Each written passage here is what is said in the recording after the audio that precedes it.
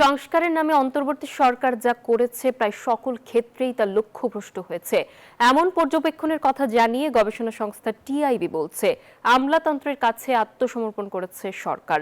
সংস্থাটির কার্যালয়ে সংবাদ সম্মেলনে টিআইবির নির্বাহী পরিচালক ডক্টর ইফতেখারুজ্জামান অভিযোগ করেন, রাষ্ট্র সংস্কারের জন্য সরকার যে 11টি সংস্কার কমিশন গঠন করেছিল তাদের অনেক সুপারিশ অধ্যাদেশ প্রণয়নের ক্ষেত্রে অগ্রাহ্য করা হয়েছে। পরবর্তী সরকার জুলাই সনদ কিভাবে লঙ্ঘন করতে পারে বর্তমান সরকার সে পথ দেখিয়ে দিয়েছে। গণভোটের সিদ্ধান্ত ছাড়া সংস্কার কমিশনের প্রতিবেদনগুলো বাস্তবায়নের কোনো কর্মকৌশল প্রণয়ন হয়নি। দুর্নীতি দমন কমিশন, পুলিশ সংস্কার কমিশন এবং জাতীয় মানবাধিকার কমিশন অধ্যাদেশের সংস্কার পরিপন্থী অনেক বিষয় রয়েছে।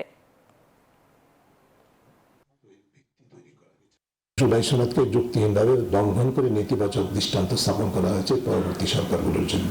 কিভাবে জুলাই সনদ লঙ্ঘন করা যায় সেই দৃষ্টান্ত অন্তর্বর্তী সরকার সৃষ্টি করে পরবর্তী সরকারের জন্য সুযোগ করে দিয়েছে কিভাবে সেটাকে তারা উল্লঙ্ঘন করতে পারবে। সর্বোপরি অন্তর্বর্তী সরকারের সরকার সংস্কারের নামে যতটুকু করেছে তার প্রায় সকল ক্ষেত্রেই বাস্তবে অধ্যাদেশগুলো লক্ষ্যভ্রষ্ট হয়েছে।